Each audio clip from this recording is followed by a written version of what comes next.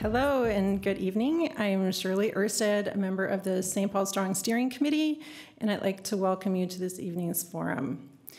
Thank you to our mayoral candidates for your willingness to lead our city, to SPPN for hosting us and broadcasting this program, to other members of the press for participating and covering this event, and to you, the public, for your time and effort to educate yourselves.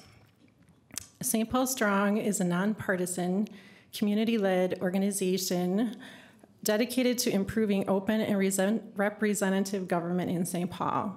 We convened this evening's forum. St. Paul Strong does not take positions on issues. We support inclusive, transparent, and accountable public process. While individual members are active in the community, have diverse opinions, and take personal positions on local issues, St. Paul Strong only advocates for good public process. We have not and will not endorse candidates. In fact, we ask the candidates to endorse the principles of St. Paul Strong. We welcome you to join us. You can read more about us on the back of your program and sign up at our table in the lobby. See our website for more information, like us on Facebook, and follow us on Twitter. In addition to the SPNN broadcast this evening, tonight's program is being live streamed on our Facebook page and will be accessible for later viewing as well. We invite you to continue the conversation this evening following the program by joining us next door at Lake Monster Brewing. Now I would like to introduce you to tonight's moderator, fellow steering committee member Yusef Mgeni. Yusef is vice president of the state chapter of the NAACP, a prolific civic volunteer, and candidates be forewarned, he is a stern taskmaster. So, alrighty, let's get to business. Yusef, take it away.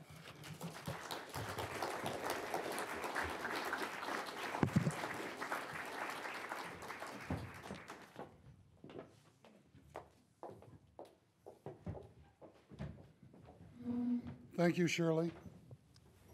And good evening once again. I am your fill-in moderator this evening because Senator Dave Durenberger, who is also a member of the steering committee, had originally agreed to perform this task and had a scheduling conflict which precluded his participation, but he is with us in spirit. As mentioned by Shirley, we do not endorse candidates or take positions on the issues. Our individual members may, but as a group or as an organization, we do not. In the interest of full disclosure, I, as your moderator, have not participated in any of the mayoral campaigns and have not endorsed any candidate for mayor. Now let me begin with a question that many of you may have. Why no questions from the audience? With 12 minutes for opening remarks and up to 9 minutes response time for each question this evening, we face very limited time for 6 candidates to answer questions. St. Paul Strong requested potential questions from its subscribers prior to the forum in order to identify and select issues that impact residents across our city. We also invited local media representatives to ask questions tonight, something that seldom happens in mayoral forums. In addition, we have provided time for the public to interact and directly ask questions of the candidates and their campaign staff 1 hour prior to the forum, and as Shirley mentioned, 1 hour after the forum, right next door at Lake Monster Brewing, if you would care to join us. We apologize if any of this is disconcerting to any members of our audience tonight. We do greatly appreciate your joining us, and again, thank you for the incredible turnout. We will now begin by allowing each of the candidates no more than 2 minutes for their opening statements, following which we will begin our questions. And as I stated, we've invited a number of news media representatives to join us tonight and ask alternate questions.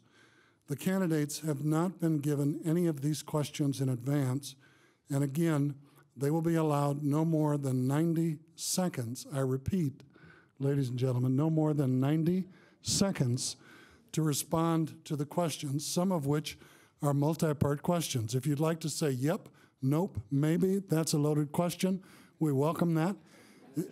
If you'd like to say, I'm sorry, I have not studied that issue, I'm still pondering a decision, or I'm not quite clear, we encourage you to say that too. If you skip any of the questions, we will come back and spank you gently and ask you to specify for the audience what your position is.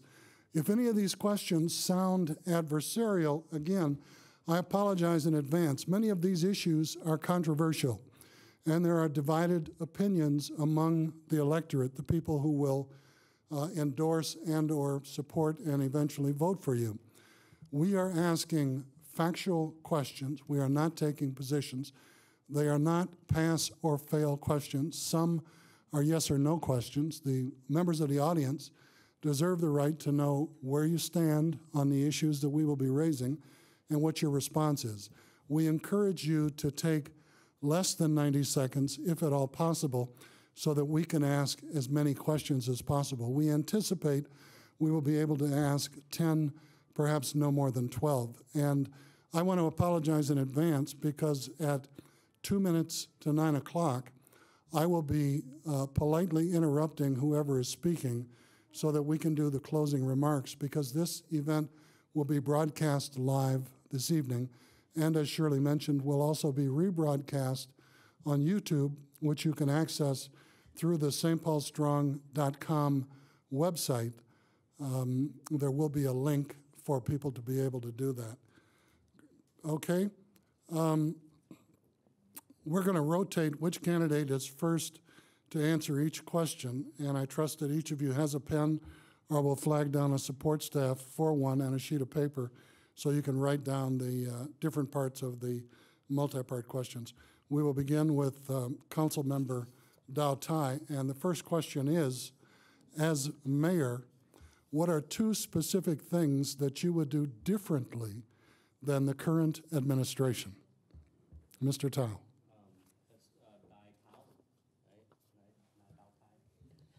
Who said Thao? Can we do our introduction first? Please, let's do introductions. Okay, thank you. Mm-hmm. Yeah, I'm sorry, you have 2 minutes to make an opening statement. My faux pas. Thank you. Go Hello, ahead, sir. I'm Councilmember Thao. I live in Frogtown, and every day I feel blessed to serve the people of St. Paul. And I want to thank you all for being here to learn more about our campaign's progressive vision for the city. I'm running for mayor because St. Paul needs bold, hardworking, transformative leadership. While I believe our diversity is our strength, we see a growing disparity that hit people of color and our immigrant community the hardest. Our campaign is about uniting people across different races, identity, neighborhoods, and income, and to shake the status quo to make real substantial changes. As a community organized with Isaiah and Take Action Minnesota, I learned a lot about how to bring people together, and as an elected official, I've never stopped organizing. As a community organizer and a city council member, I passed the strongest earn, sick, and save time in the country. I championed policy forcing banks to have positive and accountable president in our community. And after originally being the only member on the council to vote in support of moving police officer off the Civilian Review Board, I worked with community organizers and activists to gain the vote to make it happen. Now, we need more accountability and transparency in government, which includes our police department. When we hear that St. Paul is the most livable city in America, the data show it's only true if you're a certain race, certain income, and certain neighborhood. And I'm running for mayor because I want to make St. Paul the most livable for all. I want to make St. Paul a place where anyone can have a living wage job and that no kids go to bed hungry, because living in poverty makes it difficult to be a successful student. So if you believe, as I do, that everyone deserves a place at the table and that government should be transparent and accountable and that the power of the grassroots is stronger than the status quo, I hope you'll join our campaign to make St. Paul a better place for all of us, not just those at the top. Thank you. Thank you.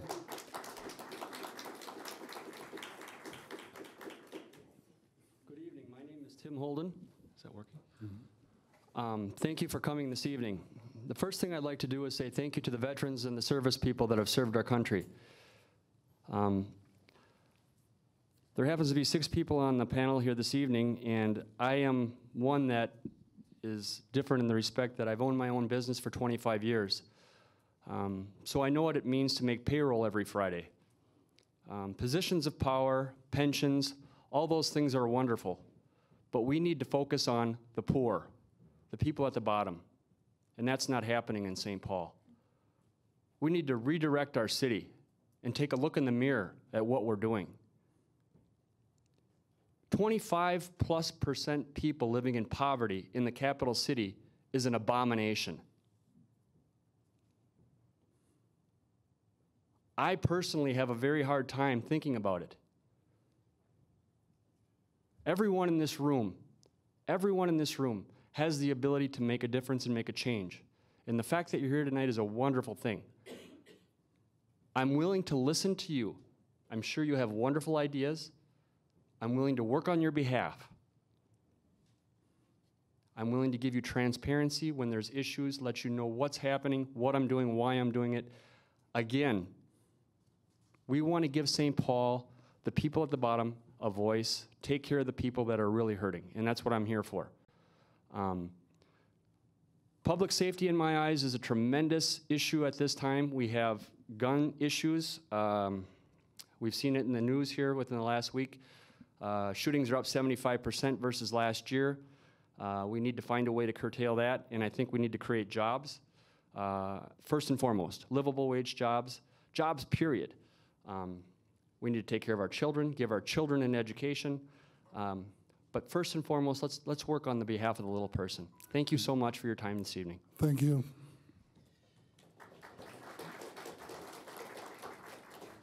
I'm Pat Harris, and first I just want to thank everybody for being here tonight. These forums are fantastic. We've done a lot of them, and it's really getting a message out of where we all stand and what people think about. So thank you so much to St. Paul Strong and everybody for being here. I'm a fourth-generation resident of St. Paul. I've lived here my entire life, and my wife Laura and I are raising our 4 children in St. Paul. All my life, I've been about solutions. As a city council member for 12 years, I was a leader on the libraries, on the budget, on affordable housing, and on so many other things. As a VISTA volunteer in St. Paul and an employee of Catholic Charities, I made a difference for St. Paul's homeless population. As a public finance professional in the private sector for the last 17 years, I provided financial solutions for cities, counties, and school districts all over the country. As a nonprofit leader in St. Paul, I've served on boards and made a difference for organizations like Catholic Charities, the Humane Society, Children's Museum, and so many other organizations. As a commissioner at the Metropolitan Airports Commission, I spearheaded the state's only increase to the minimum wage, and I spearheaded the state's largest public solar energy array. And as the founder of Serving Our Troops, I've served 50,000 steaks, 90,000 steaks actually, to soldiers and families of the Minnesota National Guard, recognizing the service that they make so that we could be here today. I've been getting it done in St. Paul my entire life, and that's why I'm running for mayor, because I'm about solutions. When I see people that are homeless, I want to fix it. When I see people, families that can't find affordable housing, can't find a job with a living wage, I want to fix it. When I see city services and infrastructure that are crumbling, I want to fix it. You know, cities are under assault right now from Washington and from our own Minnesota State Legislature. And I believe I have the background, the plan, and the experience to make a difference, to get it done for St. Paul, for kids, for families, for seniors, for everybody in between. So thanks again for being here. I'm looking forward to the questions. Mr. Goldstein. I too want to thank everyone for being here tonight and for the audience that's watching online. Is my mic on? Yeah, you're good. Okay. So in a quote attributed to Hubert Humphrey that's fairly well known, it was once said that the moral test of government is how that government treats children, and I'm paraphrasing, the elderly, and those who are in the shadows of life, the sick, the needy, and the handicapped. And if you apply a moral test to how we're doing in St. Paul, we're not doing particularly well when you consider that we have poverty rates that actually are running close to 40%, according to the latest study from the Metropolitan Council, and as high as 58% in some of our neighborhoods. The disinvestment in our neighborhoods has been inexcusable in favor of many projects, such as stadiums and theaters, and those things that look glitzy perhaps on a campaign brochure, but don't serve most of us. In my professional life, I have always been focused on equity, because it's one thing to have an equity policy, it's another thing to actually provide opportunity. As a longtime business owner, I made sure that we gave back to the community in helping all the causes that were in the neighborhoods and the fairs and the fundraising. Working on as an affordable housing advocate, working on pro bono opportunities at the University of Minnesota Law School. I'm working as a union rep for SEIU Healthcare, working for healthcare workers to get them benefits and their rights. But it's also what I've done in my own time, working to stop teardowns in our neighborhood, to develop community broadband in the community, to fight for gun legislation, to end violence at the legislature. All of those things have been targeted equity. And the experience I bring to the city is actually how are we going to have a more equitable city that actually provides opportunity for everyone. Platitudes won't get us there. Railing against Donald Trump won't get us there. We need to use our resources wisely and start appropriating them so that they will benefit the community, the many, rather than just the few. Thank you. Thank you.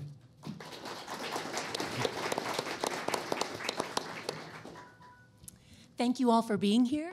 I will talk to you about my background over a beer afterwards, but I wanted to let you know why I'm running for mayor. I want to increase the level of transparency and community engagement at every level of city government. If you're here, it's because you care.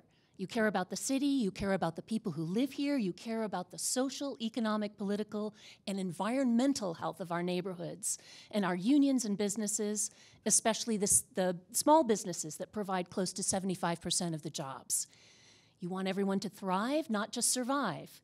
And you believe that it's possible for us to ameliorate the bad, to improve on the good, and to strive for the great. I believe that too. As a life coach, the #1 lesson I've learned from coaching, philosophy, and neuroscience, and from the people I've coached, is that the best, most successful ideas, the ones that translate into action and into lasting change, come from the people themselves. They come from you, the people who know themselves, who know their communities and neighborhoods, and who commit to working with others to make the dreams of social, economic, and environmental justice a reality. In the St. Paul City government I envision, everyone has a seat at the table. Even if the outside world feels increasingly divided along false separations and strict political lines, I want St. Paul to be different, to be a progressive beacon of light and hope and inclusivity. The way to achieve that is to make sure everyone is welcome, that everyone has a voice, and that their voices and hearts and opinions are respected and listened to. Inside government, in practical terms, that means city employees and departments see ourselves as a team and work as a team. As mayor, I see and value the city departments and the city council as my colleagues.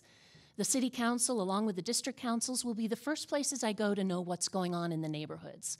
On a regular basis, I want to spend time in each of the wards with a city council person to visit the areas that need attention, to see where the city's resources can be directed, and where we can partner with communities to address challenges, solve problems, and celebrate successes. Thank you.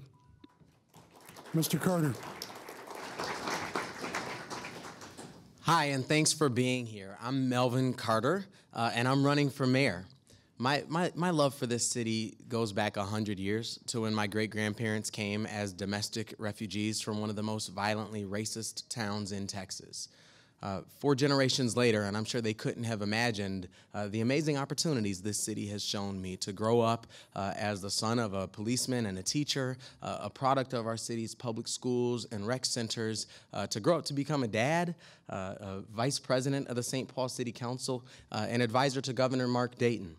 I've spent the last year and a half in conversations with people all over this city, in neighborhood after neighborhood, and the hundreds of people who've participated in these conversations with us, we've built what I think is a really exciting vision for St. Paul, and that is that we know that we as a city, we have as a community, have all of the ingredients, everything that we need to build this exciting city of the future that our children can be excited about, and that we have some work to do to really lean into who we really are as a city in a way that creates our best opportunities. We look around us and see a diverse, multilingual, global community, and that leads us to spend a lot of time trying to figure out how to eliminate gaps and make sure all of our children speak English. I think we can think bigger. What if we thought, how do we unleash the potential global economy that exists in all of our neighborhoods and make sure all of our children know not only English, but a little bit of the Hmong, Somali, and Spanish that their classmates speak? That's exciting. As mayor, I'll look forward to working to make sure that we have an economy in St. Paul that works for everyone, from raising the minimum wage to $15 an hour to making it easier to own a business. I'll continue what's been a 10-year push in education, and I'll work hard to make sure that all of our city services are provided with very high quality in every single neighborhood for every person in every part of our city. I'm looking forward to doing those things with you and to continue to expand and build upon that vision as mayor. Thank you, all of you. Because I asked the first question prematurely, you've had 12 minutes to consider it, so I'm sure your responses will be brief and specific. Councilmember Thao, as mayor, what are 2 specific things that you would do differently than the current administration?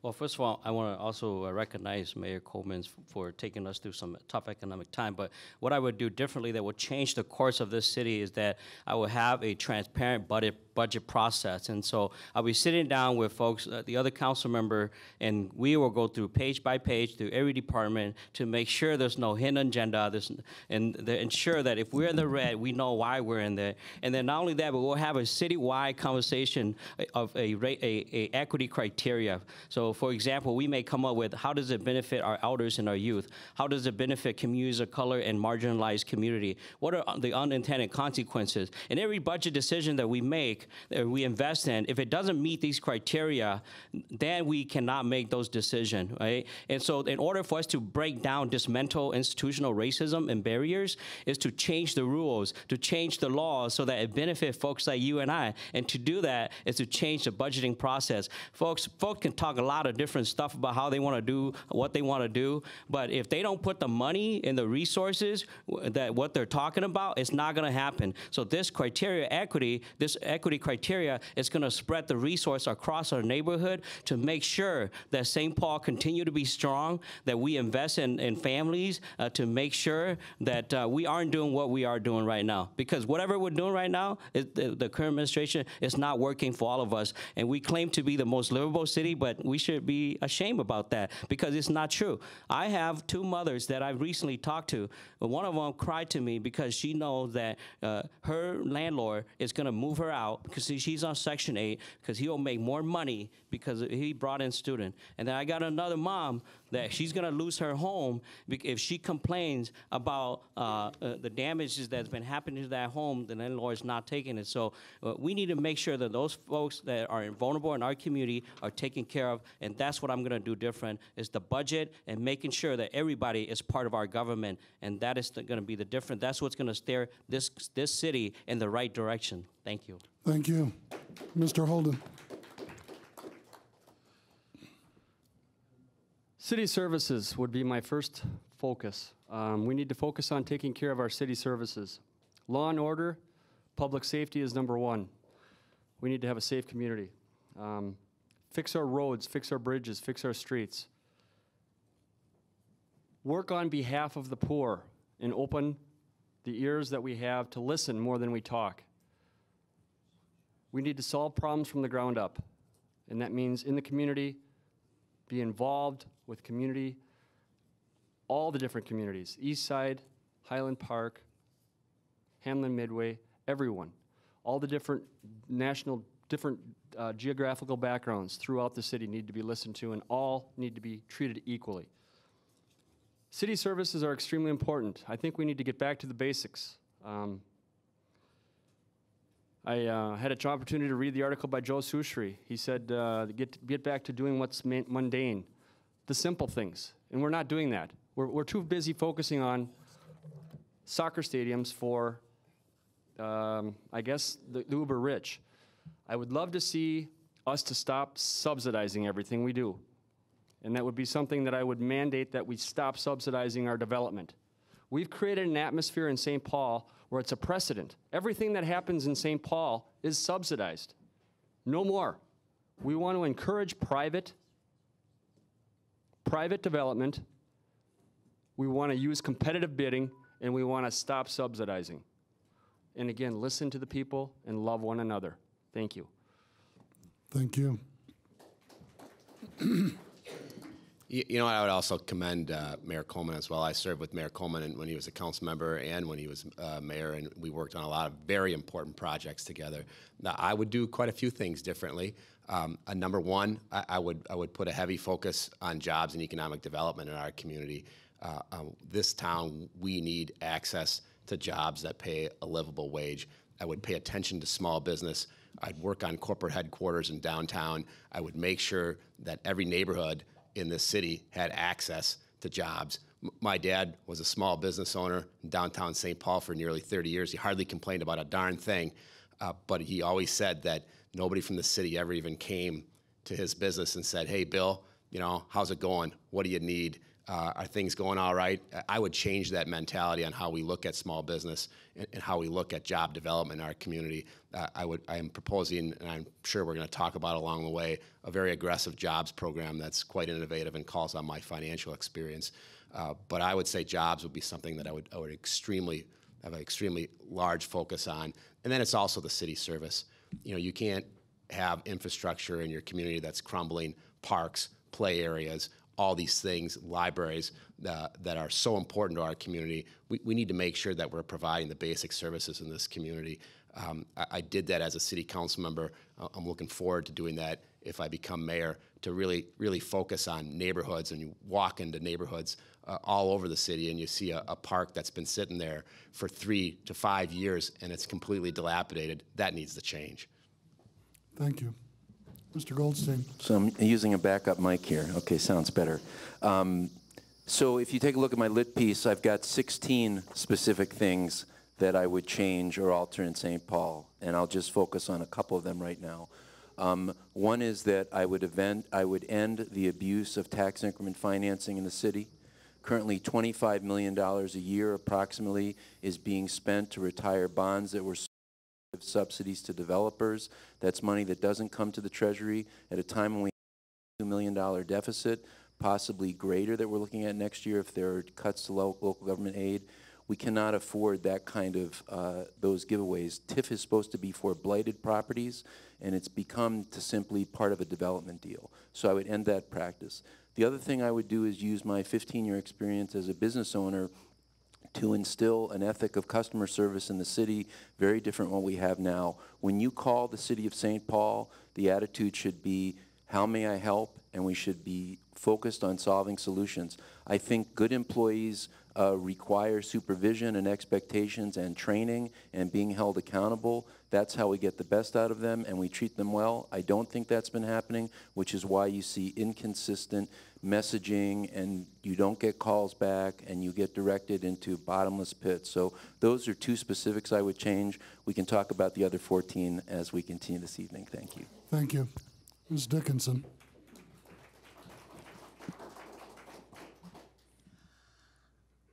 I believe that we could do a better job in increasing our diversity in hiring at City Hall. I think that we should get quicker to the 40% target, reflecting the 40% people of color who live in our neighborhoods.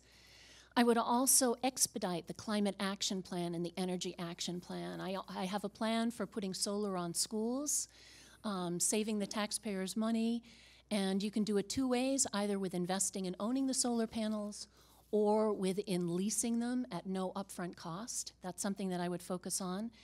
And in general, I would do less investment in the bright, shiny objects of stadiums and palace theaters and more in rec centers. I know that Jane Prince is here, and one of the things she told me is that the only thing she asked for from the mayor's budget was increased rec center hours, and she didn't get it. And I really believe that that should have been something that she should get and that the city should have. I also believe in transparent, responsive, inclusive, accessible, diverse government. I believe that we can increase accessibility to city government. There have been a lot of concerns that I have heard from folks. I call it the Goldilocks syndrome. When the city engages with the communities, there's either too much engagement, too little, or it's the wrong kind. I think we need to talk about the values in community engagement and translate those into criteria and policies so we can judge how well the city is doing with engagement. Thank you. Mr. Carter. Absolutely. I'd echo the thought that I think Mayor Coleman has brought us through a troubling time, and we're stronger for it. I do think there are opportunities to do some things different. I think we know we have a larger city than we've had since 1970, and we're projected to keep on growing. In order to sustain that growth, we're going to have to think really seriously about creating jobs and housing opportunities for the people who live and who are coming into this city. I think there's an opportunity to switch our focus, which has been heavily focused on new construction of business and housing downtown, to really thinking about how we reinvest in our aging housing stock, keeping people in their homes, and also supporting and investing in thriving neighborhood commercial corridors. I think there's an opportunity to change our approach to development from what I think of as a referee approach that says we're going to watch closely and blow the whistle when you step out of bounds, to more of a coach approach in City Hall that says here's the rules and we're going to work together to show you how to navigate those rules successfully. And then finally, our growing and diverse population has a whole lot of people, especially right now in the context of what's many of us consider a hostile presidency, who are wondering if we belong and if we matter. The way we plow our streets can answer that question loudly. The way we police in community can answer that question loudly. But we also have to be deeply working hard to proactively engage people in the conversations about how we envision and build a city together. Thank you very much. Our next question comes from Kevin Driscoll with the Highland Villager, and Mr. Holden will be the first mayoral candidate to respond to that question. Excuse me. There's been a lot of mention of transparency and so forth amongst the candidates here tonight. Hold it closer. There's been a lot. You just have to speak loudly, Kevin. Or reference to, I should say. My question is, what specific, emphasis on that word, steps will you take as mayor to ensure governmental transparency and accountability? Thank you, Kevin. Thank you, Mr. Driscoll. Thank you for the question. When elected mayor in November, I would like to be as transparent with you as I can possibly be. The city of St. Paul, we have a $800 million revenue stream, and I'm not sure if you're aware of that, roughly $800 million, which is quite a sum of money. We have 12 departments. The money gets allocated accordingly between the 12 departments. Public safety is number one. We need to know where the dollars are going, why they're going, and if we can do a better job of saving something, we need to listen to the employees that are working at the city, in my eyes. There's 3,000 city employees. We have 300,000 people in the city. We need to keep an open ear to what the community would like, the priorities of the community. That's not happening. Roads and bridges are falling apart. We're building soccer stadiums. Transparency is about giving the community back where their tax dollars are going. It's very simple. It's very simple. My door will be open. I give you my phone number. I'm going to work on your behalf. I'm here to work on the behalf of the community. Thank you. One of the first projects I've ever worked on in government was in the early 90s. I worked at the county board, and we got the county board to be on cable TV when they had been resisting it for many, many, many years. And it was a project that I worked on intensely, and we were able to get the county board onto cable TV. For people who know me, I've been about transparency my whole life. My cell phone's on my campaign literature. I invite people to my house. We do things in the community. I believe transparency is a package deal where the mayor needs to be out there in the community on a regular basis, all the time, has to have formal meetings in the community on a regular basis, formal meetings in City Hall on a regular basis, and not all the meetings being in City Hall where people have to pay to park and do all other things, but a formal round of meetings in the neighborhood And we need to involve people in our decision making and not just pretend like we're involving them in our decision making. I also believe that we need to do a better job of explaining to people how our budget is formulated and the intricacies in the budget by getting it out in the community instead of just presenting this complex budget to be able to explain it. I've been doing that my whole life, trying to make sure people understand the way into government, the way that they can be a part of it and make a difference in government.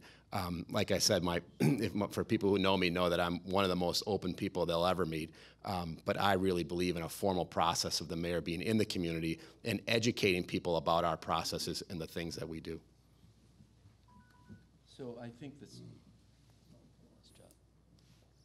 Hello? Hello? Okay. I think the city would get a very low grade right now in terms of transparency, and that includes the past city council. I don't think we've been very transparent. And I would refer you to my campaign lit. I've talked about this specifically and would follow the recommendations of St. Paul Strong around transparency. Politicians don't like being held accountable. And that means if they actually put a scorecard out there so you can measure them, then they might be held accountable, and they can't use anecdotal stories to tell you how great things are doing. So I would advocate for a citywide scorecard, and I specifically say that measures how we are doing on several key indicators, including crime prevention, job creation, equity, sustainability initiatives, and economic growth. And you can add to that list, where you go to the city's website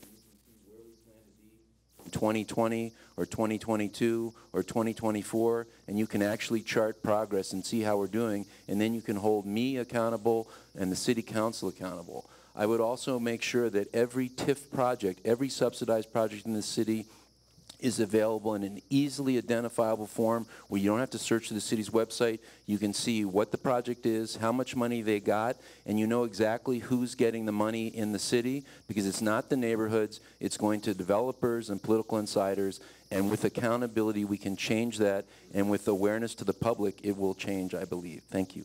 Thank you. Ms. Dickinson. See, I think there's some super simple things that we can do. I think that we can have the names and contact information on the city's website for the commissions, the task forces with the term limits. All of the contact information so that you can, in fact, contact the folks if you have concerns or questions about what they do.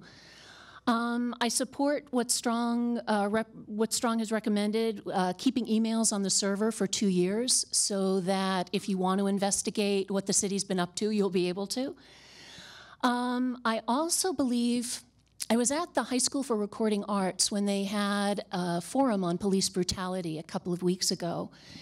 And one of the things that came up was that there was not a lot of trust from some of the kids who were asking the questions about what the city was actually doing within the police department on implicit and explicit bias. And one of the things that I think could be very useful is to invite folks in from the community to be present at some of those trainings, not necessarily at the parts which have to be held confidential, but some of the other parts so that they can see the types of training that is happening, perhaps develop some more trust, but also maybe make some suggestions if they think that there are things that are being left out or not being addressed. I think that's very important. I think that there is not a lot of understanding about what the police department is doing, and it would help. Thank you. When I was on the city council, my goal was not to show my constituents how much power I had in City Hall. My goal was to show my constituents how much power they had in City Hall. People would ask, are the meetings public? And I'd always tell them, you literally pay the rent here as a St. Paul taxpayer. So for example, when a group of students from local high schools came in and was concerned that they felt like Big Tobacco was marketing to teens and wanted me to write an ordinance, I invited them to write an ordinance, and they ended up writing an ordinance. Working with our city attorney, working with our mayor, lobbying our other council members, and passing an ordinance to ban the sale of candy cigarettes in St. Paul. So that type of work I think is important, making sure that people understand how to make City Hall operate. I believe it's critical for City Hall to be a vehicle to invite St. Paul residents, St. Paul business owners into the process of imagining our city's brightest future together. That's why we started the campaign. campaign the way we did with that year and a half of listening. One of the critical areas we've heard where we really need more transparency and accountability is the relationship between our police officers and our communities. We've got a very specific plan, which is detailed on my website, around community policing, which really calls for character-based hiring to make sure that we have officers who reflect our diversity in our communities, which calls for leveraging mobile technology to make it easier to provide feedback, positive and negative, around our officers' behavior, and the mayor leading public conversations on a regular basis about the role of police and community. Thank you very much. Thank you. Councilmember Thao.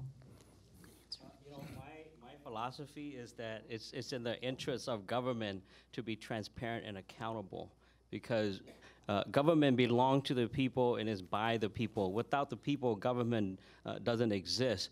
And so as mayor, it is in my interest to be transparent with you so that we can work together to create the kind of change that we want. And as a council member, I know my conversation with other council member, current council member, they want transparency. They want to make sure that you trust them, that you trust us, so that it's easier for us to fight the real issue that's important to us.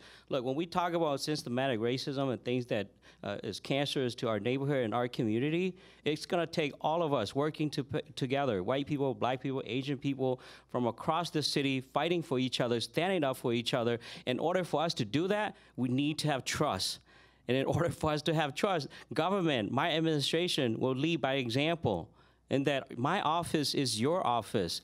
And then I'm totally open. When I was visiting Portland, one of the offices they had that I thought makes sense was they have an office of the auditor that comes and audit the department to make sure that folks know that your money is spent well. It's your money. You have every right to deserve a transparent and accountable government. And as mayor, as a council member, I'm already doing that work. And as a mayor, I'll even have more authority to make sure that it's more accountable and more transparent. Thank you. Thank you. This topic has come up a couple of times this evening already, tax increment financing. And Mr. Harris will be the first candidate to respond to it. This is a three-part question. And I want to remind you that you have a total of 90 seconds. So if you only get to the first two parts, you'll be silent on the third. Tax increment financing, or TIF, is a burden for all taxing entities, the city, the county, and the school district.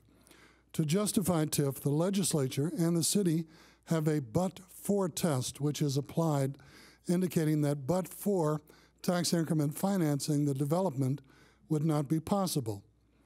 And the three questions are, number one, should the city policies help private developers make more money at the public expense? For example, tax increment financing allows private developers to forego paying property taxes for 15 to 25 years. Question number two, do you think the soccer stadium area redevelopment should receive tax increment financing? And question number three, do you think that the Ford plant site should receive $275 million as proposed in tax increment financing, which is approximately 25% of the $1.3 billion total valuation of the project? Mr. Harris. Detailed question, for sure.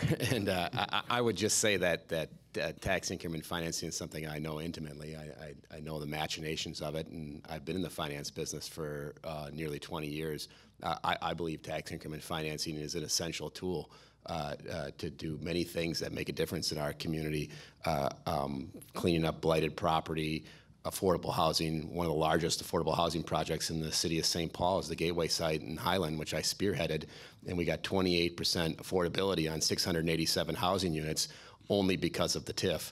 So when TIF is applied correctly, it can make a huge difference in our community. I would say that the but-for test needs to be applied stringently, and that if the tax increment district is done properly, you're not padding the developer. You're just making sure that the public good is being addressed and the things you want to get done. TIF is not designed to increase the standard ROI for a project. It is not designed to increase the standard amount of money that a developer will make. And when that does happen, then it's being misappropriated. As to the Ford site, you know, if the $275 million number, I believe, is the total value of the increment if an increment were to be used. I cannot see any scenario in which $275 million, which would be 100% of the tax increment, would be used in that scenario. Are there things that tax increment financing could be helpful with on the Ford plan? Time's Likely. up. Mr. Goldstein. So let me try to answer the three questions. Should it be to make more money? No. Should it be applied to the soccer stadium? No. Should it be used to the Ford plant site? No. Macy's is a vacant building in downtown that is not blighted, it's just vacant, and it got $11.5 million in TIF.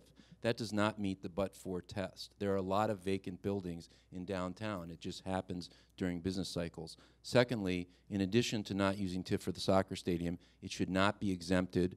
We have a huge crunch, a budget crunch in St. Paul. We cannot afford to pass up the revenue from a site that has not been yielding property taxes. We need to get it back on the property tax rolls. So I would go beyond TIF and say we cannot exempt that. In fact, we should have a moratorium on that project until we resolve the issues. So that's my answer. Ms. Dickinson. So the answer to the first question was no. The answer to the second question, I think, is a little bit more nuanced. As I understand it, the money is not going to the soccer stadium, but it's going to establish the street grid and the sewers. At least that's what I had been told. The third question about $275 million for the Ford plant, no. I think that if we're going to apply the but-for standard rigorously, then if we're going to use TIF money, it should be saved for things that we truly want, which would be really good affordable housing, or if we were going to go for LEED's platinum standard, you know, LEED's building standards for extremely energy efficient building and making it renewable energy. I mean, I might consider it if we're going to go for 100% carbon neutral development over there.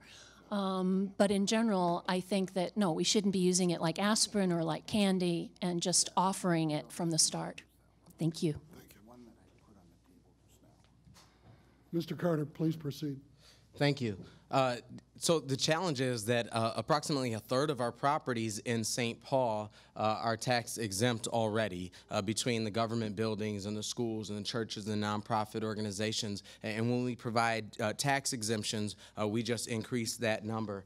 My answer for all, well, the first question is absolutely not. We shouldn't be using tax exemptions to enrich a developer's return on their investment. The only test for me on tax increment financing in city investment shouldn't be how cool or exciting a building looks. It should be the number of living wage jobs that we provide, the local hiring and local contracting agreements that we can enter into, the number of affordable housing units that we can create for seniors and working families and students in our city who need them. And we have to provide those accountability provisions that claw back taxpayer dollars from developments that don't meet their promises.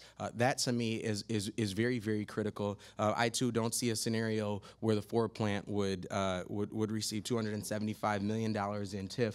For me, I'll invest heavily in projects and developments that meet those tests: living wage jobs, local hiring, local jobs, local business opportunities, and affordable housing, and take a pass on every single one, even the cool ones that don't. Thank you very much. Councilmember Thao. Thank you. So you know, this is a conversation that I think that needs to continue to be had. You know, so first of all, I don't support subsidizing private developer, but I think we also need to understand that TIF is also a tool that we use to ensure that there's affordable housing and that there's living wage job and that there are local hiring. And so those are the things that we have to measure against. As an elected, those are the decisions that is before us as a council member, as a mayor. And so I think for me to just say, okay, you know what, we're not gonna have TIF, and then watch my senior grow old and young family don't have affordable housing. I mean, where do we have to pick and choose here, right? So it's got to be a conversation that needs to be had, but it also have to be a tool that is not abused. And so for the foresight, for example, we need to have affordable housing there. We need to have green space there because we have an aging population in Highland that I believe can move into those affordable housing. They can rent their homes so that they can have a steady stream of income. So for the soccer stadium, same thing. If there's not TIF there, then it's hard to leverage for affordable housing and good paying job. But the soccer stadium itself is not on a TIF district. They're talking about the 25 acre that's north of that. And I can have this conversation with you later on to get into the detail, but we should absolutely not support big corporations that come and gut our community and walks away with our resource. Thank you very much. Mr. Holden. Thank you. Questions 1, 2, and 3, all three of them, absolutely not. I disagree with subsidizing it. We have an atmosphere in St. Paul we've created where everybody that comes in and wants to do whatever it might be they're going to develop or build, they're looking for a handout. Thank you, Mr. Coleman. We've created a subsidized environment here that is just, it's ridiculous. The soccer stadium, we're talking about $150 million plus over 50 years of taxes that we're gonna give away. We can't afford it. There's a lot of things I don't think we can afford. And I don't want to deviate from the question, but we need to do a lot better job of creating an atmosphere of competitive bidding, bringing in private entrepreneurs, and listening to what the community wants, not what the select few want. The soccer stadium, in my eyes, you know, it's coming, it's going to be here. Hopefully it's going to fix the mud hole that's been there for the last 20 years. I mean, it's hard not to have anything better than that. The Ford site, it's a magnificent piece of property. We should have been marketing that. We should be marketing that tremendously, trying to find private developers to come in. We shouldn't have to entice by giving out money to have them build. People should want to come and build there. It's such a beautiful piece of property. Again, I would say developers, no, we do not subsidize development. Thank you. Thank you. The next question is a two-part question. Mr. Goldstein will be the first candidate to respond to it.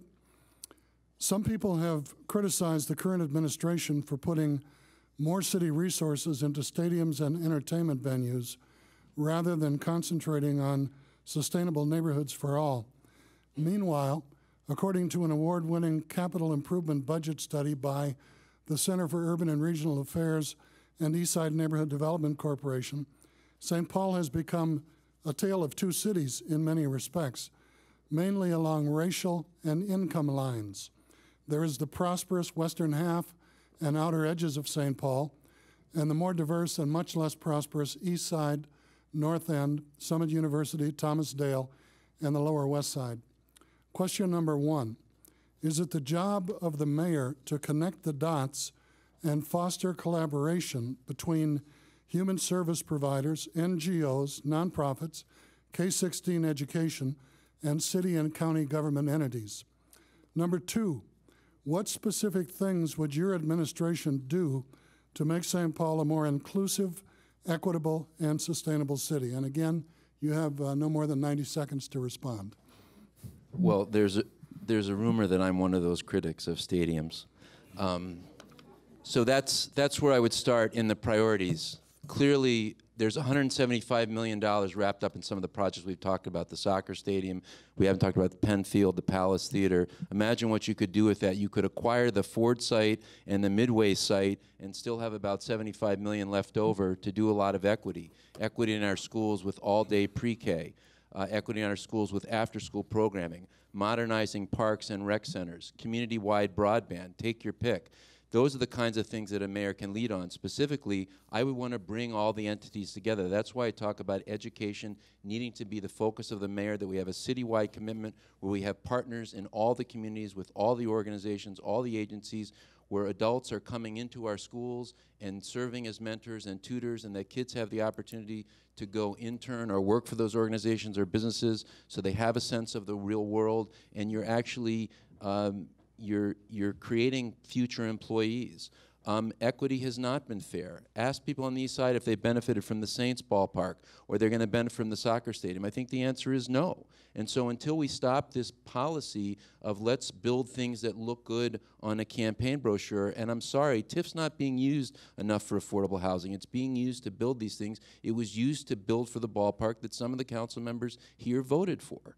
So we have to get serious about how we're going to use the tools we have, and we haven't been doing it appropriately as far as I'm concerned. Thank you very much. Ms. Dickinson. So I think the first question was whether it is the job of the mayor to be a liaison between different kinds of providers. And I believe it actually is. One of the things that you can't help but notice if you start to campaign is that you keep stumbling across all kinds of programs out there that could be helping more people if more people knew about them. So I think that there is a certain part of using the bully pulpit to let people know about that.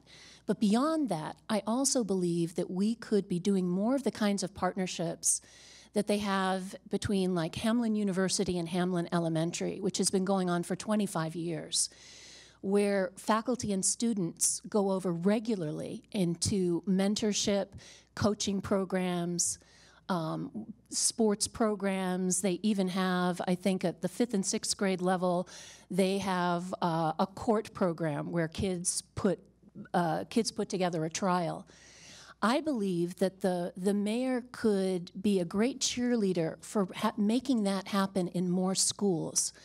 More of the schools, 75% of our kids are people of color, and there's a huge achievement gap, and we know that programs like between Hamlin Elementary and Hamlin U are helping address that gap.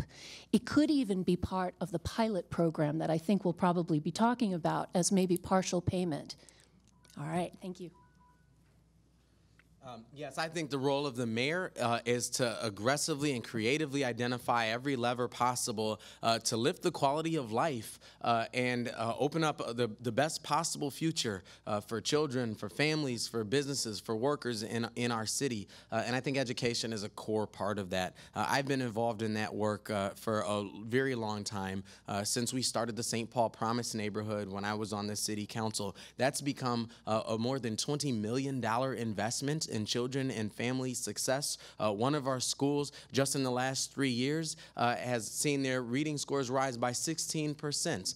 Part of that is because we're doing the neighborhood connections that you just talked about. We're making sure that it's easier for people to connect to the resources that allows families to live more stably, allows more business to happen in our neighborhoods, and allows our children to learn even more. A safe and equitable city for everyone is absolutely critical. It's critical because it's the right thing to do, and it's also critical because it's the best path to the brightest future for St. Paul. We spend a lot of time having conversations about equity in kind of a defensive mode, right? Conversations about opportunity in kind of a defensive mode. We end up talking about equity and opportunity, and then we start talking about how we need to raise the tax base as though those two are competitive interests. We have to know that expanding opportunity for everyone is our best shot at adding jobs, adding economic development, and being this city of the future that's poised to thrive and compete in the next generation. Thank you very much. Thank you. This is such an exciting moment for the city of St. Paul, and this is the thing that gets me up early in the morning and go home late at night and not clocking out at 12. Is because I know that the mayor's job is to manage the day-to-day stuff, but also to be a community organizer, to work with folks across the city, across our state, and across this country to bring in the resources that we need.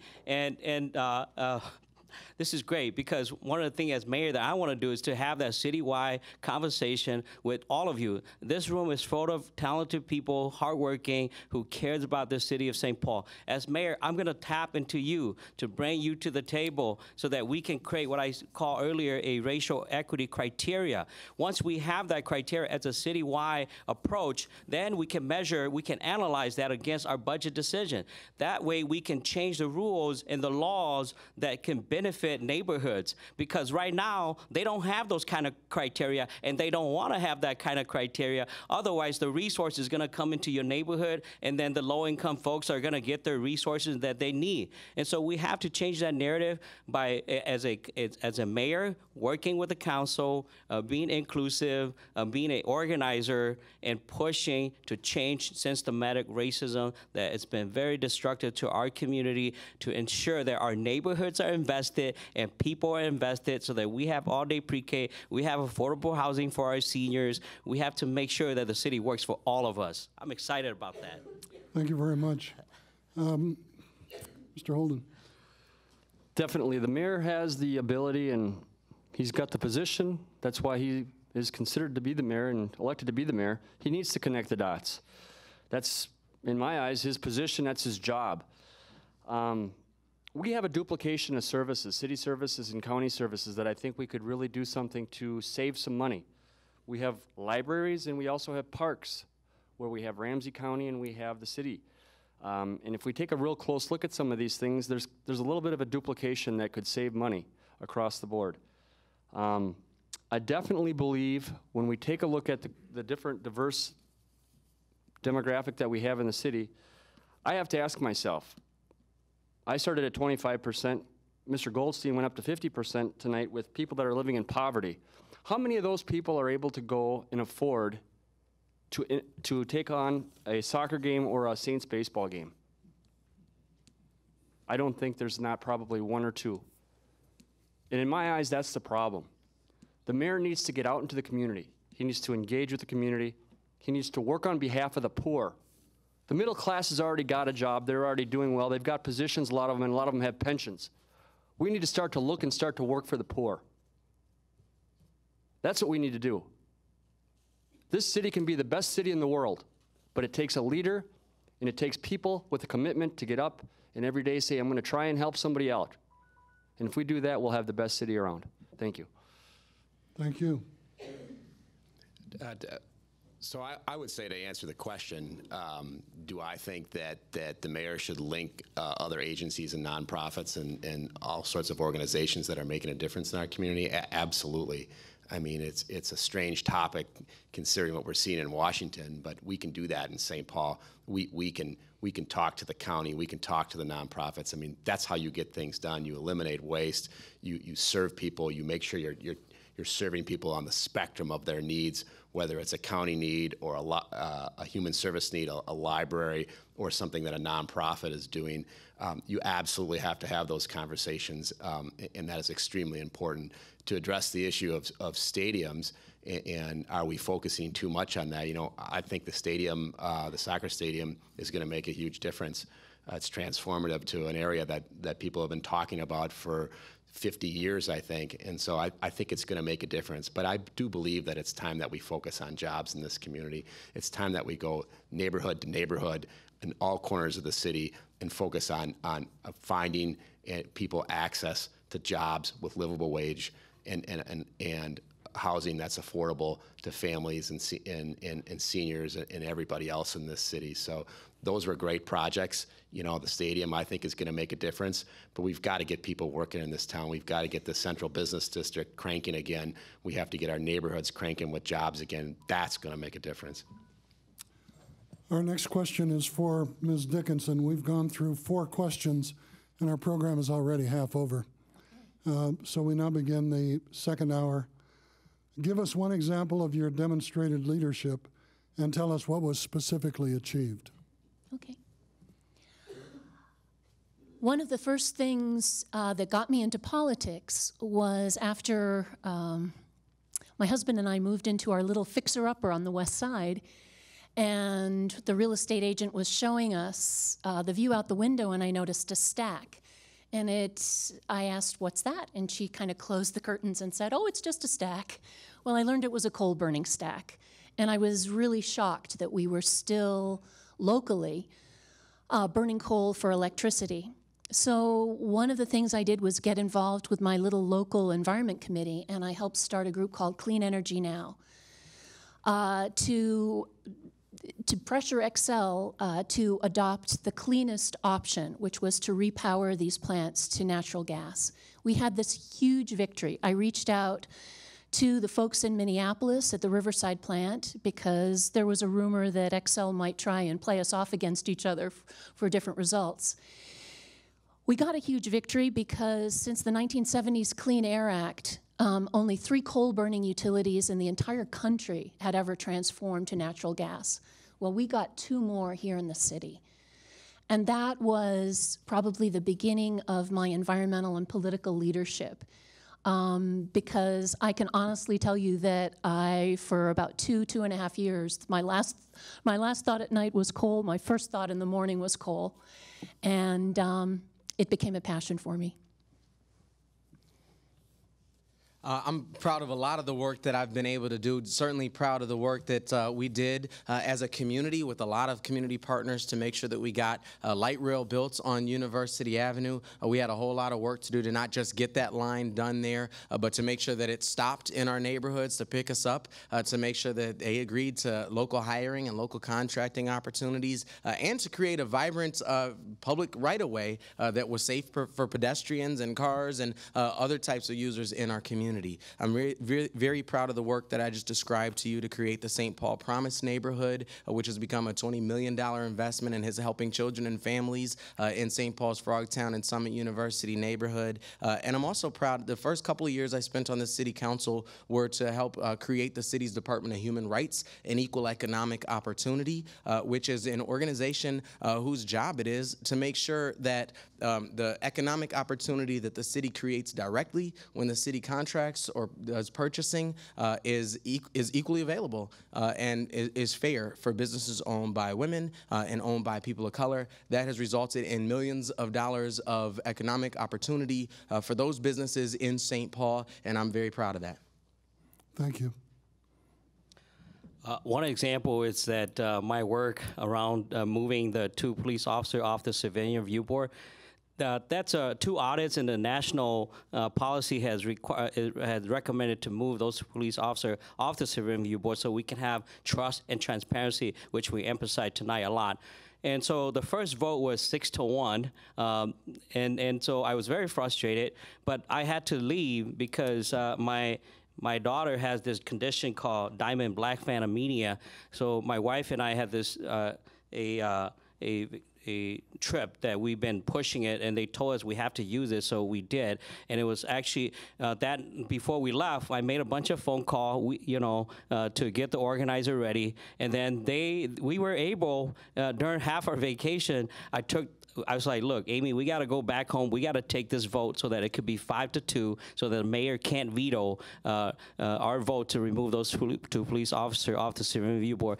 And what I'm demonstrating here is that Thao, he might not be the tallest candidate, but he's a tough fighter. He don't give up. Right? He fight for the people. He doesn't compromise when it's the right thing to do. And that is the kind of leadership that this city needs right now. Not the tallest, not the one that's been here the longest, or the 5th or 4th generation, but the one that will fight for you, that he believed that his existence, his presence to be an immigrant and a refugee to come here, and that his American dream is to make sure that you're protected and that you achieve your American dream. Thank you very much. The old folks say it ain't what you got, it's how you use it.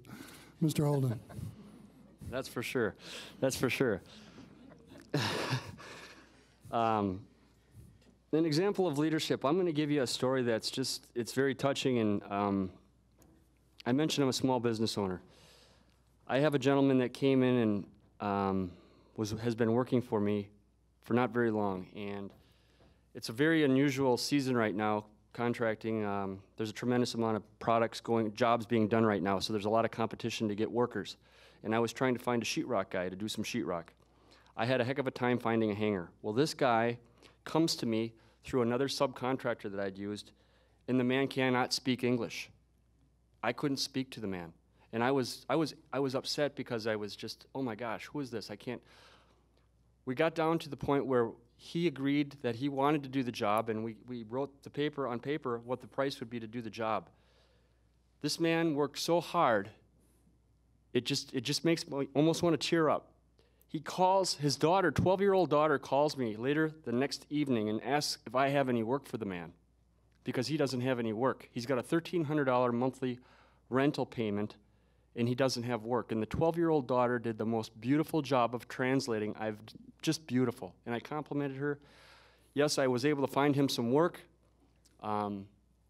Those are examples of what we need to do. Try and help the people that are down, that maybe can't communicate, that need a little bit of help, and give them a shot.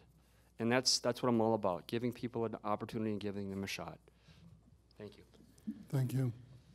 Well, I'm proud of many things that I've done with my family, friends, and community in St. Paul. 90,000 steaks to soldiers and families of the National Guard, numerous affordable housing projects for seniors, and including our most vulnerable citizens that I'm very proud of. But one of the things that I'm quite proud of is the creation of St. Paul's Public Library Agency. I spearheaded that when I was on the City Council, which created more transparency by putting the library's budget on the Truth and Taxation Statement. I took it up to the legislature. I took it around the City Council. I worked with the Friends of the St. Paul Public Library, and really just did a lot of the heavy lifting on something that I thought was very important. And it has had incredible results, renovations to Sunray, to Highland, to Latimer Central. It had a huge role in the Rondo Library because we used first ever public library agency bonds to build the Rondo Library, and those bonds were created by the agency, the New Arlington Library. It's really made a difference. When I got elected the very first time, my mother sat down with me, and I thought she was going to say, "I'm so proud of you," but she put her finger right in my face and she said, "You be good to my libraries." And then she said she was proud of me, and I think I did quite good on what my mom told me that day long ago by really being a supporter of the library and doing something that has made a difference for so many people in our library system and across the city. Mr. Goldstein, our final respondent to this question. So I'm always reluctant to talk about personal accomplishments because I don't really like talking about myself that much.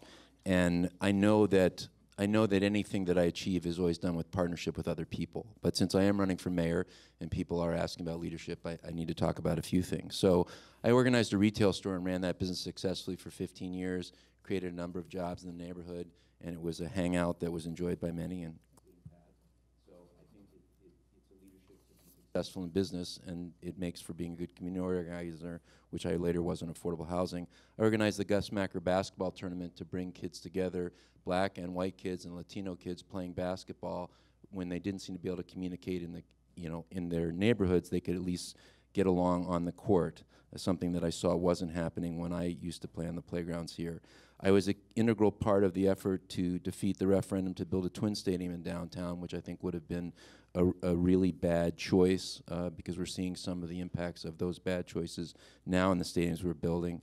I was on the PTO at J.J. Hill Elementary School and led the fight to cutbacks. The school board rescinded those. We organized about 70 parents to go down to the school board and successfully beat back those cuts, and later I ran and got elected to the school board. And as a union representative, I helped negotiate contracts, one in which we saved people $2,000 a year in out-of-pocket health care expenses that they were paying simply because I asked what we could do differently and organized people around that to make a difference. Thank you very much. Mr. Carter will be the first respondent to our next question, which is as follows. Given that the number of Ramsey County residents aged 65 and older is projected to increase by 48% between 2015 and 2030, and that they will be more racially, ethnically diverse, live and work longer, be more independent, and want to age in our community. As mayor, what would your priorities be for the challenges and opportunities facing seniors in our city? This is an incredibly important conversation. Our community, as well as our nation's population, is aging, and this is something that I think we have to really address proactively. I think the role of seniors and retirees in communities is transforming, and as I look around the country, very few communities I can point to that are really ahead of that transformation. When we think about the work ahead of us, we know that there's a housing challenge. My grandfather moved in with my parents recently, and we had work to do to just make the house accessible for him so that he can get through the house. So again, it's not just building new construction in St. Paul.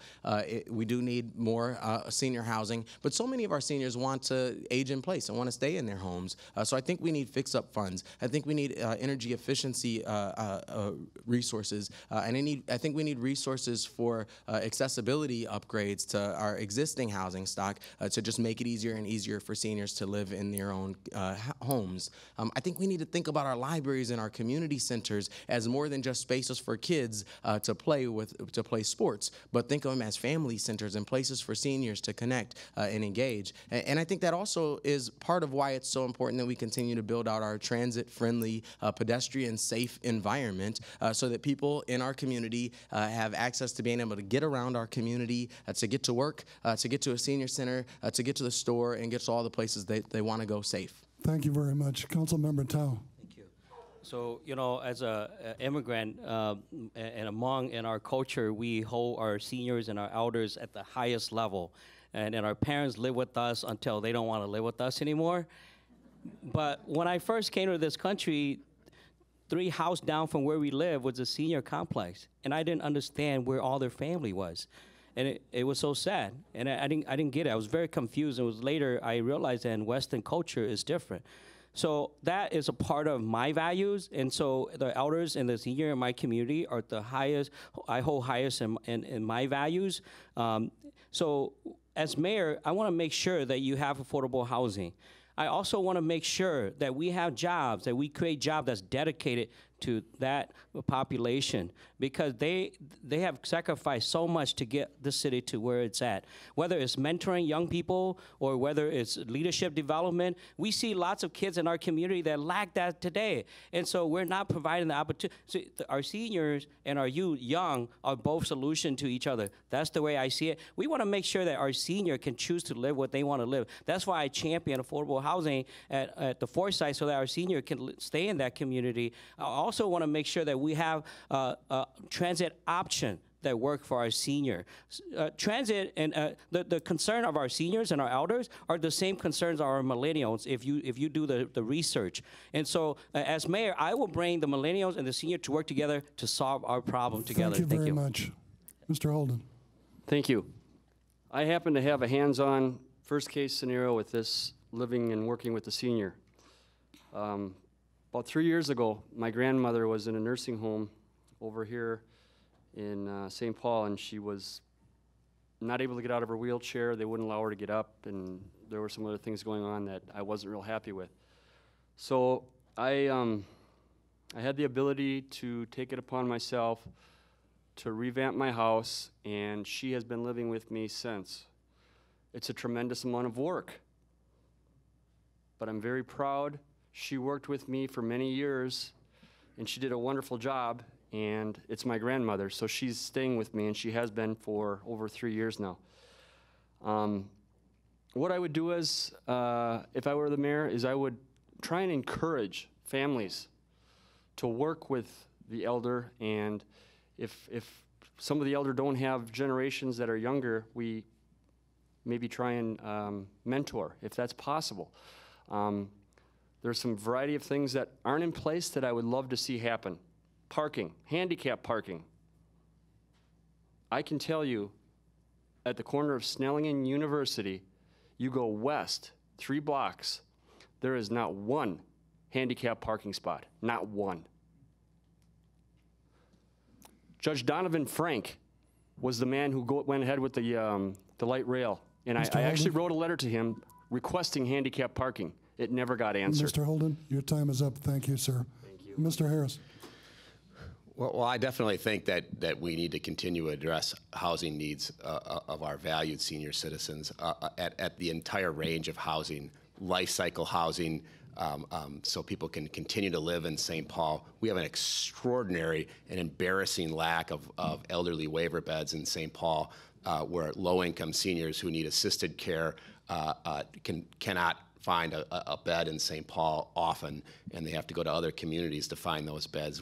There's an extraordinary lack of that type of housing and all sorts of housing options for seniors in St. Paul. We also need to make sure that our homes are affordable. I watched my parents move out of their house because their property taxes were too high. They were on a fixed income, on Social Security, and when the property taxes went to a point, they had to leave their home, and there was nowhere to go. And so we have to look at the range of housing in St. Paul and provide housing options. We also have to listen to our seniors. You know, we did that when I was on the council. I authored and passed, I think it's the only ordinance in the country where you can appeal the amount of time it takes to on a stopwalk, on a crosswalk. You can increase the time on a crosswalk if you want to.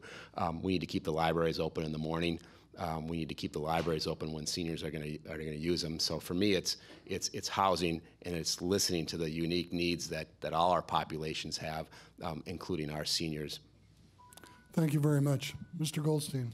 So we can nibble around the edges with things like accessory dwelling and zoning innovations that allow more seniors to live in the community.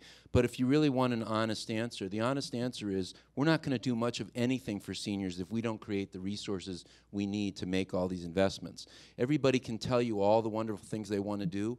These things primarily take money. They take resources. And when those resources are sitting in stadiums and ballparks and glitzy projects, that's your money that could go to affordable housing. That's the money, the TIF that could be used to incentivize affordable housing. It's all sitting in stadiums. The thing, we could build a community broadband network to bring jobs here and businesses here and help increase our property tax base. We could start a solar industry. We need to start something here to create livable wage jobs, which would increase our property tax base so that we could provide housing and other options. But we're not going to do any of that if we don't have a plan and the money continues to be tied up in projects when the return to the community is insignificant and the return on investment to private developers is highly significant. So if you want an honest answer is, we're not going to do anything until we change our priorities as a city. My whole campaign is about changing our priorities and investing in our neighborhoods and investing in our communities, and that's the only way we're going to actually do significant work for seniors and allow them to age with dignity in our community. Thank you. Thank you. Ms. Dickinson. I agree with much of what Tom said. One of the things that's occurred to me as I've gone door knocking around the city, because I hear a lot of fear from the elderly about being able to stay in their homes and fearful of being able to pay the property taxes, and sometimes from very progressive people who really want to support the schools, who really want to be able to contribute. And I'm wondering if we could potentially, for seniors on fixed incomes who are in their own homes particularly, if we could, when we contemplate new levies, whether we could freeze their property taxes and do a deferred property tax for the amount of the levy increase until the property that they're in, either they leave it or they pass on or it's sold, at which point you could recoup whatever the difference between the frozen tax levy and the increase might be. That's something where I think that we could potentially protect seniors. In general, I think that we need to have a more holistic attitude. I agree that we need to make sure that there are good transit options, that we have truly affordable housing available. But I also think that we need to think about intragenerational housing. I think about what's going on at the Episcopal homes, and they have a daycare there. And frankly, as you get older and you're less able to get out, having young people around you, you don't necessarily want to spend all your time with them, but having young people around you is something that can actually lift your heart. Thank you very much. I don't want our candidates to get dizzy, but that's 6 questions in about an hour and 22 minutes. We're going to go in the other direction now, beginning with Mr. Carter, and then the candidates will respond coming in this direction. Poverty has been decreasing in many cities in the metropolitan area, with the exception of the city of St. Paul. The largest racially concentrated contiguous area of poverty is Summit University, Thomas Dale, and the North End in St. Paul. What changes would you promote for increasing safe, energy efficient, affordable, inclusive, and flexible life cycle rental and ownership housing options throughout our city? You have 90 seconds. Yes. Right. That's actually the community that I represented for 6 years on the city council. I talked a little bit already about some of those housing options that I think we really need to do. We need to focus not just on building new construction of new housing, but we need to focus on keeping people in their homes and investing in our aging housing stock. We need to provide fix-up funds so that people can make those overdue repairs that they've been putting off. We need to invest in those energy efficiency upgrades because if a unit if the rent is technically affordable, but it costs $300 a month to heat the place, it doesn't really matter. We need to make sure that our homes are accessible for seniors and accessible for people with disabilities. That's important. This is also one of the reasons why my proposal to raise the minimum wage in St. Paul to $15 an hour is so critical as well. We do not want to be the type of community where people who work full-time are stuck living in poverty and just can't get ahead in their community. So providing those types of housing, making sure that people have more resources, and also creating an Office of Financial Empowerment that can help connect people with responsible banking services and reduce the amount of money people in poverty spend on financial services are three things that can work together to help eliminate poverty in our community. Thank you. Ms. Dickinson. One of the programs that I'm most excited about is something that Community Power Minnesota is working on, and I'm on the board of it.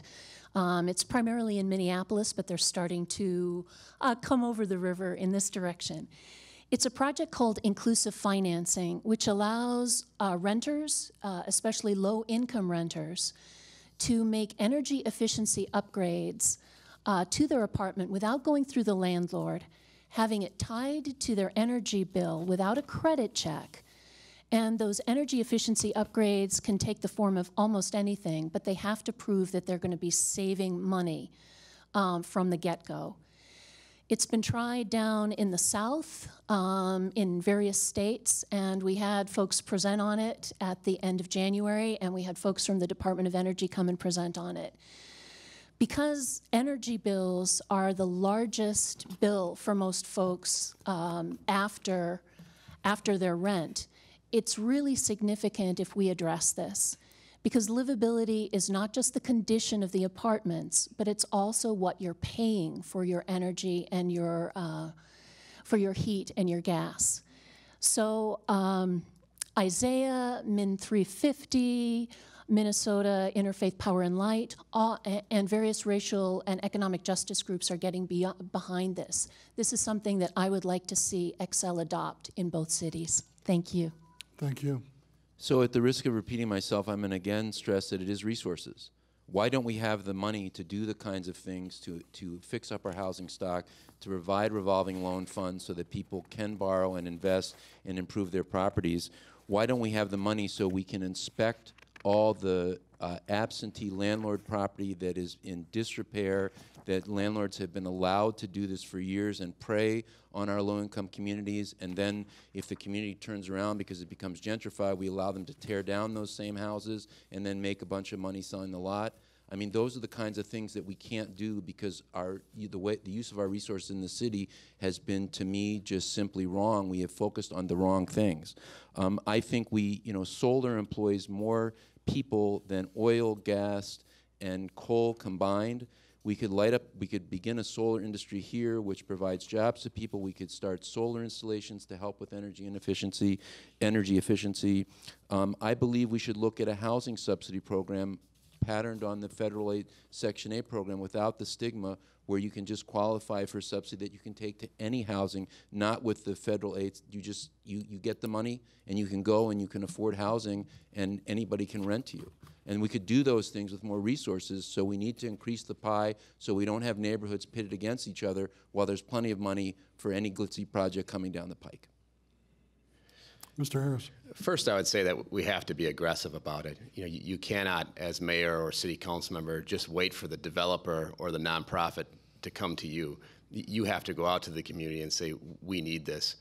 When I did the Gateway project, the developer was looking at doing big box retail. And I said, look, man, if you want the city to be part of this development, if you want something to happen here, there needs to be affordable housing for seniors and for all sorts of other people in this neighborhood. So if you want to do something here, we're going to do affordable housing. I went to PPL. I went to Catholic Charities. They didn't come to me, and I said, let's get some projects done.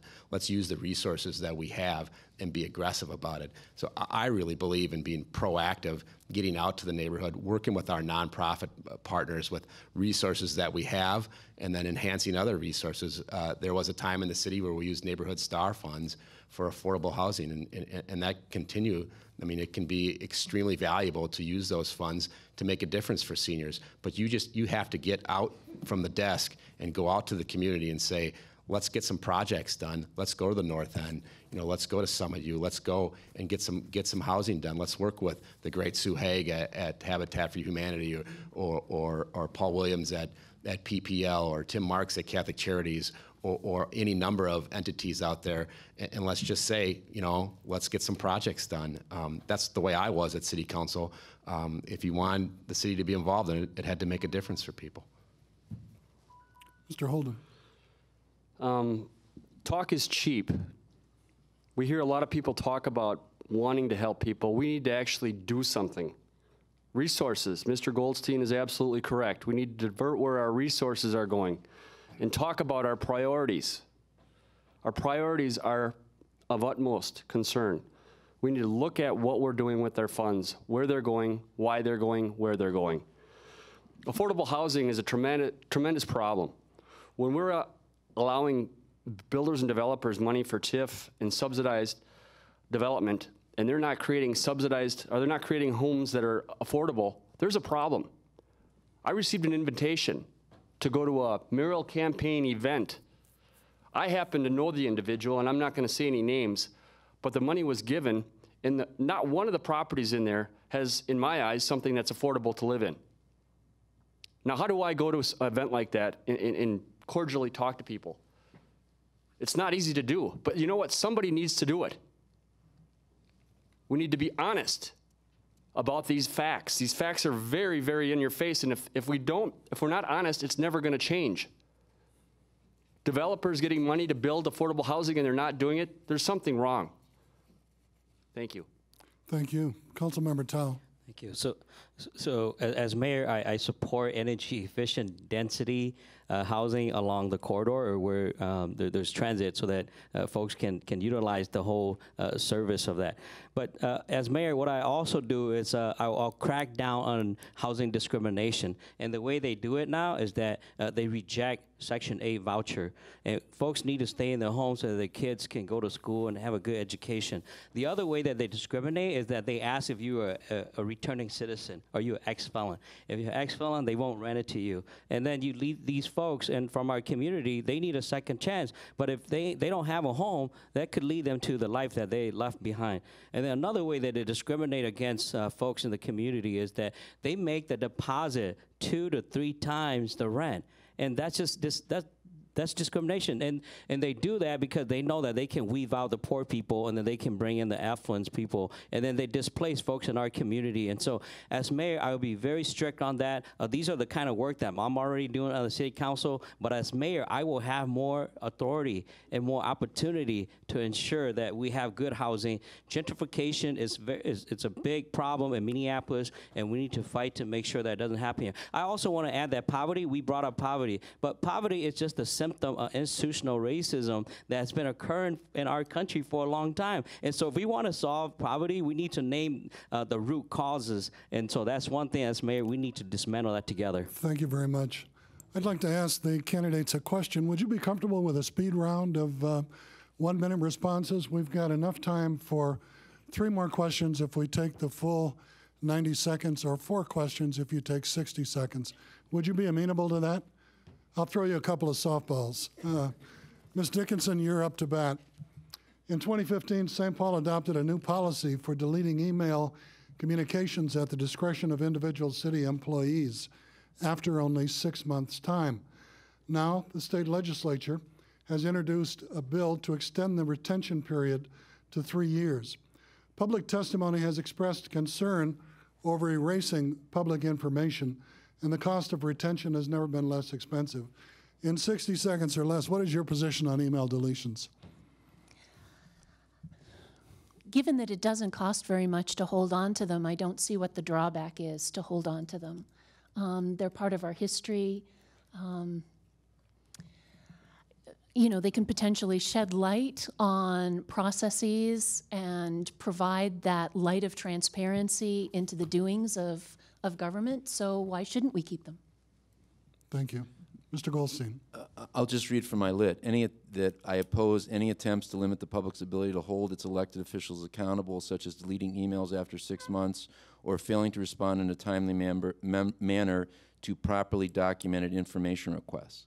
I recognize that sometimes people are on witch hunts and are seeking information they just want to use for political purposes, but as we've seen with some of the things in the city, including the tragic collapse in Lilydale Park where 2 kids lost their lives, we should not have that information hidden. It should be available, and sometimes facts don't come to light for quite a while. 6 months is not acceptable. I would support the legislation extending it to 3 years. Thank you very much, sir. Mr. Harris. I've always believed that everything that I did in City Hall was an open book, so I'm in favor of keeping those emails as long as possible. That's what transparency is. Public's paying our salaries. You know, we're there to do a job. I mean, everything I did when I was a city council member, I felt was going to be accessible to the public as it should be. And people often say it's burdensome. It's like, why would you, you know, I don't want anybody looking at my stuff. I knew that going in there, you know. The other thing that my mom told me, true story, she said, you know, after she got on me on the libraries, she said, don't forget who put you here, the people of this neighborhood. And I always recognize that and believe that everything should be kept. Thank you. Mr. Holden. Deleting emails after 6 months is absolutely not acceptable. They should never be deleted in my eyes. We have the capacity to store these things. We have the technology. I believe there's a lot of things that are trying to be covered up. When you have to delete an email after 6 months, something's going on. It doesn't make sense. It doesn't add up. And those are things that need to be investigated, analyzed, in my eyes. There's a lot of things that happened in the creation of the first baseball field downtown. Competitive bidding wasn't given out. It was given to one contractor. The governor had to slap the mayor on the wrist. A bunch of emails disappeared at that time. Unknown hidden costs that the city knew about. A bunch of emails disappeared. Mr. John Kerr wrote a wonderful article about the facts and what happened and where all these emails, all of a sudden, they've come to life. Well, you know what? There's things happening behind the closed doors that we don't know about. That's a problem. The emails should not be deleted after 6 months, not after 3 years either. Thank you very much. Councilmember Thao. So I want to say like maybe a month ago, somebody did a Freedom of Information Act to my office, and the only word that they asked for was Hmong. And I was a little bit disappointed because I was hoping that they would ask all the other council and the mayors so that they can see that the folks in office, do they really actually work for the folks in the community, right? And so, but we took the high road, you know. I thought that they might be just targeting us as being the only Hmong council member, the only person of color on the council. But I absolutely support, you know, in Florida, they have the sunshine clause that emails are kept forever, and I'm a supporter of that. Whatever we can afford, you know, transparency, it's important because we work for you. So I'm in support of 3 years, 5 years, whatever the public like. Thank you. Mr. Carter. Like I said before, the people who live in this city and own businesses in this city literally pay the rent in City Hall. I don't think we can have a culture where our goal is to delete emails as fast as possible. Beyond that, though, accountability has to go so far beyond just not deleting emails. It has to start at the beginning. Accountability has to start on the ground floor with the type of conversations. And again, this is why we built our campaign around these Imagine St. Paul conversations and inviting people all over our city to come in and build the vision together. I believe City Hall can be a place where we're not only saying, you know, keep the emails, but we're saying, you know, we want to work together with partners all over the city and neighborhoods all over our community to say we're going to build a vision for our city together, and we're going to achieve that vision by working together in a concerted fashion. Thank you very much. We've got 3 questions left. We've got just under 20 minutes. We need 2 minutes for the close. So I want to ask you, please bear with us. Mr. Goldstein, this tough question in 60 seconds. You can bullet it from your campaign literature if you wish. St. Paul's tax base has not kept up with an increased demand for services, police, fire, education, roads, potholes, etc. Given this reality, how do we attract taxable development and new investment to the city without further increasing tax burden? Well, I think the simple thing is we have to stop forgiving property taxes like we're prepared to do at the soccer stadium. Anybody that says they want to keep seniors in their home and not tax them out of their home, or that we want to increase the property tax base and then they support that exemption, it's a contradiction. So I think the community broadband is essential to bringing new industry. The city of Chattanooga is an all-fiber downtown. They've attracted $2 billion in investment. We would be foolish not to follow their lead. Unfortunately, the city has been unwilling to do something so that we can join the digital age where information is, everything is online, learning is online, home-based businesses are online, telecommuting will become a huge thing, and that also helps the environment because it takes people off the road because they're at home. So we need to explore industries like solar, geothermal, wind, things we could light up tomorrow. We could start putting solar on the roofs, not just of school buildings, but all the buildings along University Avenue where we're doing a pilot project. So we need to have things that will bring businesses here. We need an educated workforce to go with that. Thank you very much, sir. My time is up. Mr. Harris. We definitely need to pay attention to our commercial tax base in St. Paul. I am proposing an extremely aggressive access to capital program that will foster small business, that will support existing small businesses, and that will create new small businesses.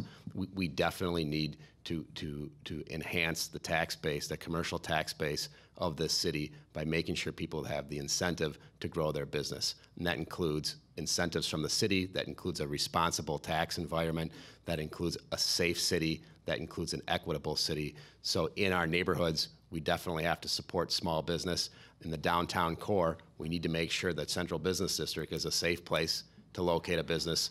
It is a clean place to locate a business, and that we're out there attracting businesses that will enhance our commercial tax base in St. Paul and make a difference. Thank you. Mr. Holden. Commercial tax base is, again, paramount. It's how we take care of all of our city services. We have an $800 million revenue stream in the city, 12 different departments. We need to basically, in my eyes, first thing I'd like to do is audit each department, figure out where the money's going first and foremost. Find out how bad we really might be off when whoever this might be, the next mayor takes position come in November. I think we're going to find some probably not real pleasant things. Commercial real estate. I happen to own commercial real estate throughout the city, and my taxes have gone up. Now, when I see a man come in and it's going to build a $150 million soccer stadium, and he's not going to pay taxes on that, and my properties are not even $1 million, it makes me just livid.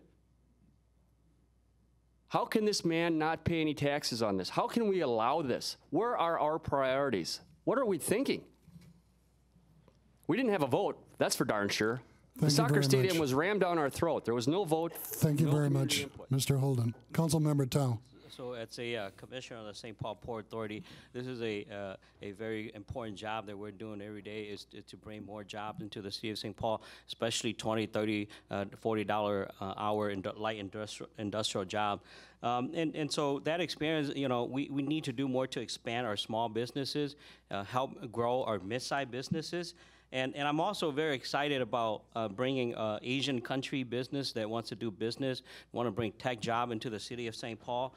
And I think we also need to be very strategic about growing women-owned business, immigrant-owned business, and African-American-owned businesses. They require their own set of tools and strategy. And so we have to be very strategic as we do that in the short term, and then long term, continue to ensure that our educated workforce have opportunity to build their business, to build their lives in the city of St. Paul, so we can have a very strong and profitable and sustainable city.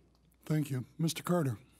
Yeah, businesses want to invest in diverse, multilingual, international communities, places with multimodal transit options where you can ride a bicycle and walk in the community safely.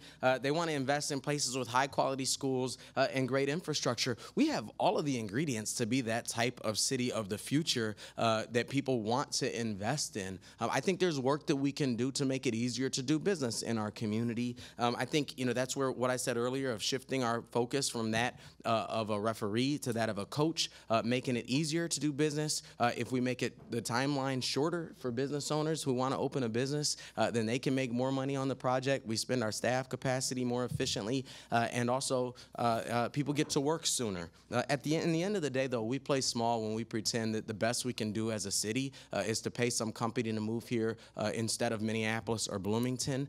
The highest aspirations has to be about how do we support the people, the businesses that exist here, and invite people to invest in our community. Mr. Carter, based on our solid thank you very strength. much. Ms. Dickinson. I agree with much of what's been said. I also think that we need to adopt a bold vision and identity for the city of St. Paul.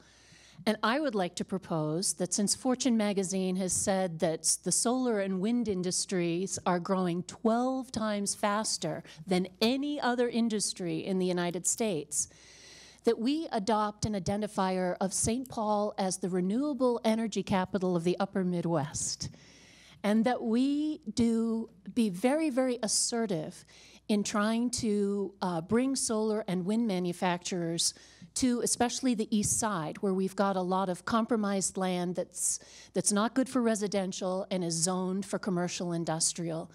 We've currently got one solar manufacturer. We've got Maventus that does gear parts for wind turbines. We know that some of the solar developers, all of the product they make for the next year is already spoken for.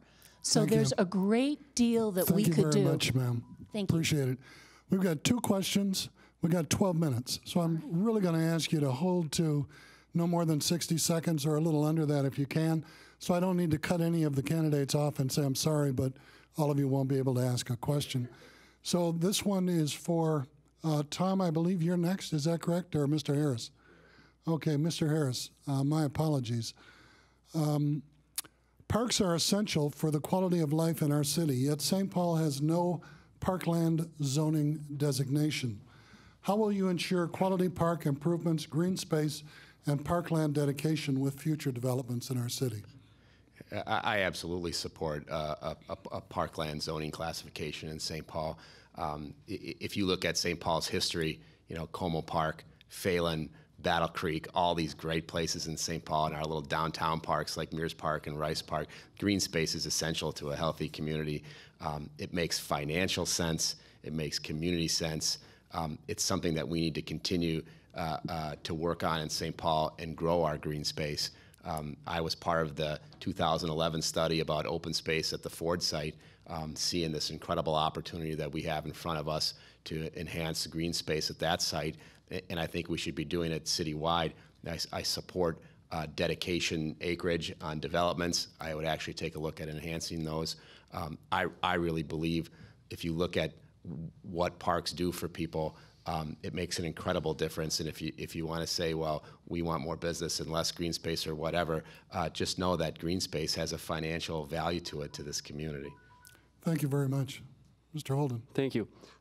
Parks, I believe we've lost 13 to 16 different parks during the last administration's term. They've closed, or they've basically been eliminated due to lack of funding, supposedly. I don't know how that can be when we're building, extremely large ballparks for multimillionaires. Parks, in my eyes, are very important for kids. We need to have a safe place for kids to go. And I would definitely want to make the folks that are involved in developing things, whenever a parcel is developed, we have a park, some kind of a park in close proximity for the kids. That'd be very important. Thank you. Thank you. Councilmember Thao.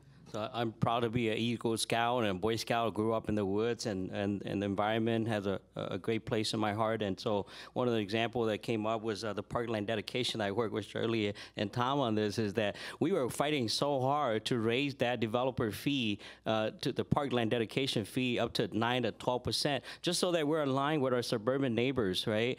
But I lost that vote again, 6-1. And we kept it like around 3%. But at that time, Councilmember Prince and Councilmember Necker was not there. So I think if they were there, they would probably support me on this. And so I'm a champion of that before, and I'll continue to champion. We need to make sure that we leave this planet in a better place for folks that will come after us, because you know, the earth does not speak English, right? And we can't communicate with it. But that's exactly why we need to fight for it, to ensure that it's a beautiful place and it stay beautiful for future generation. And you will, for sure, I'll champion that. Thank you very much. Mr. Carter.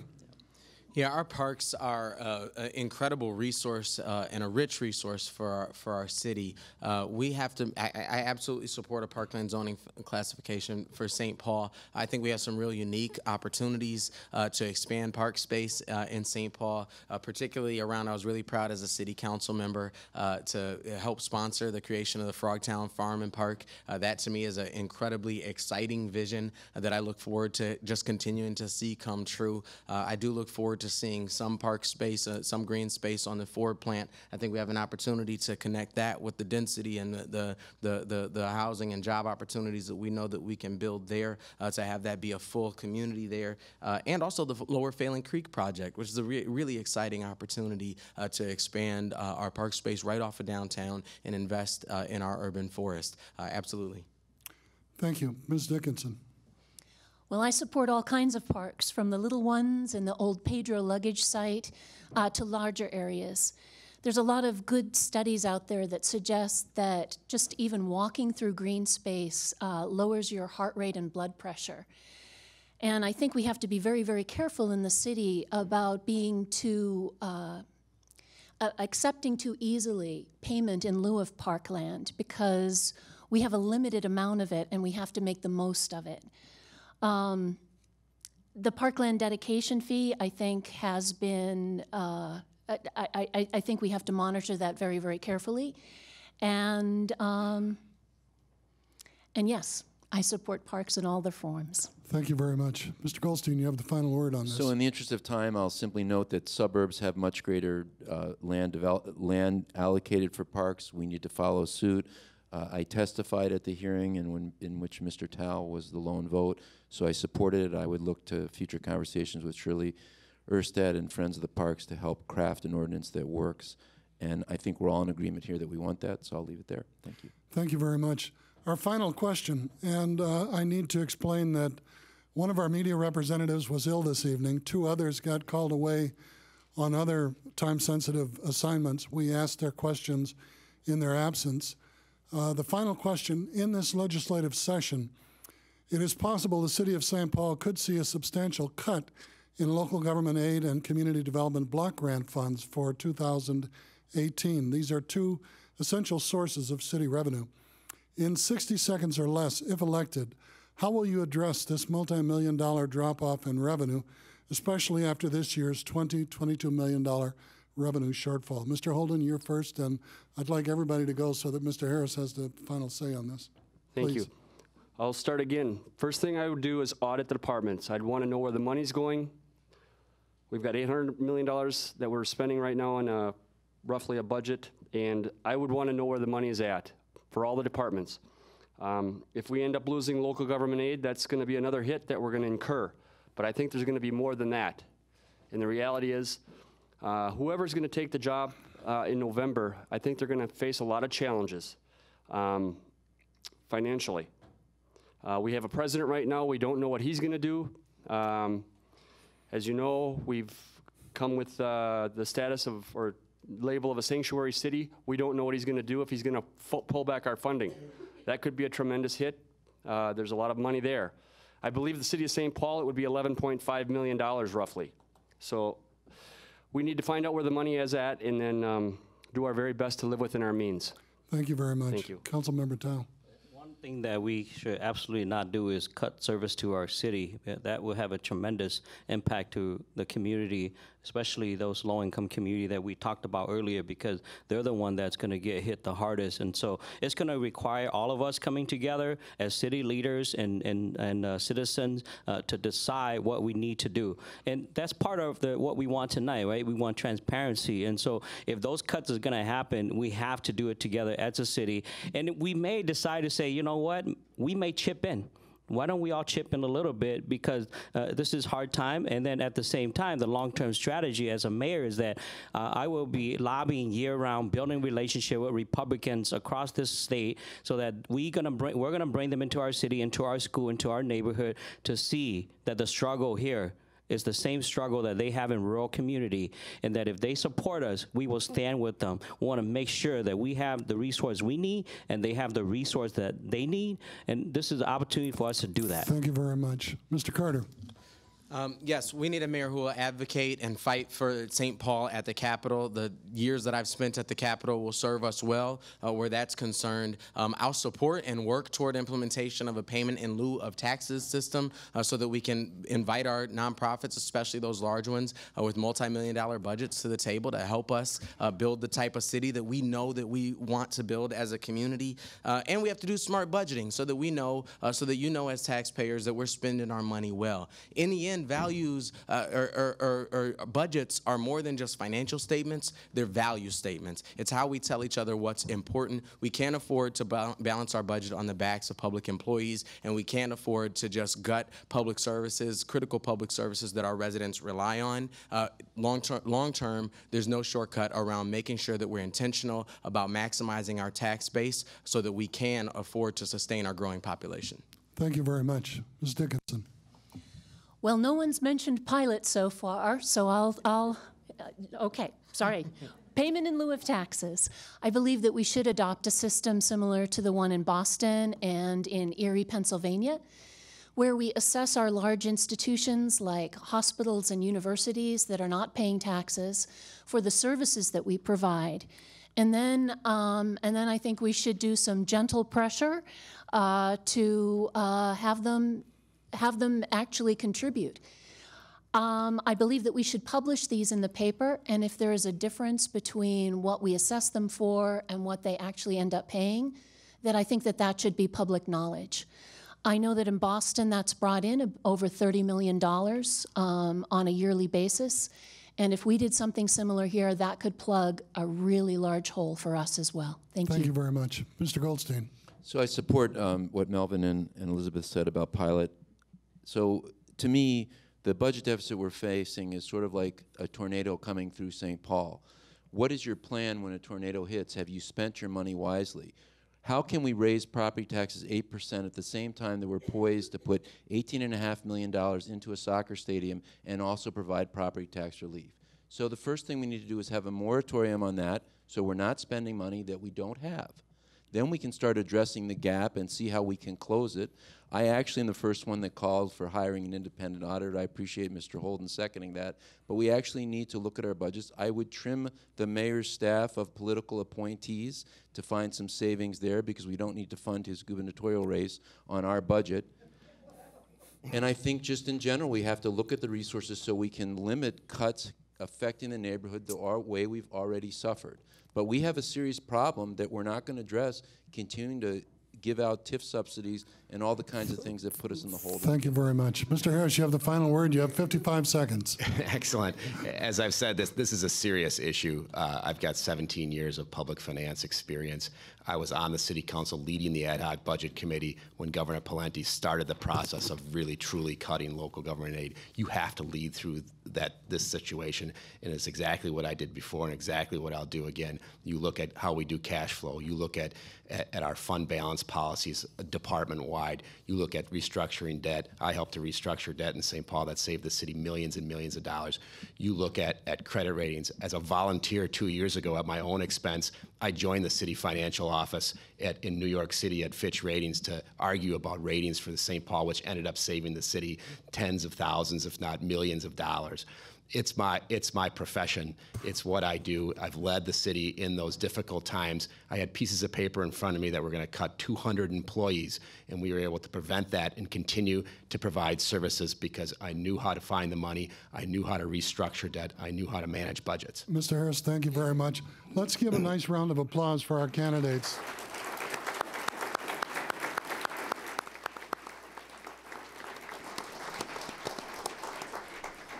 I would also like to thank those in our studio and viewing audience, and a very special thank you to the St. Paul Strong Forum Committee, Shirley Erstad, Linda Windsor, Senator Dave Durenberger, myself, Roy Magnuson, John Manillo, and his lovely wife Lee, who put up for us for 2 months in her home. St. Paul Strong paid for the studio and the technical staff this evening, but we do especially want to thank St. Paul Neighborhood Network for rebroadcasting this forum. Please check their schedule, and within a week, we will have a rebroadcast of this, a link to a rebroadcast available on our website at stpaulstrong.com. We would like to also invite you to join with our candidates and St. Paul Strong next door in Lake Monster Brewing for an hour. They've agreed to host us over there. And there was a market barbecue truck out front. They go home at 8:30. I asked them if they could stay till a little after 9. They take plastic, and if you'd like to get a sandwich or a burger or some ribs and take them next door, you're welcome to do that. So again, thank you very much for coming out, and feel free to check us out and subscribe to information about further events by St. Paul Strong. Have a good evening. Drive safe.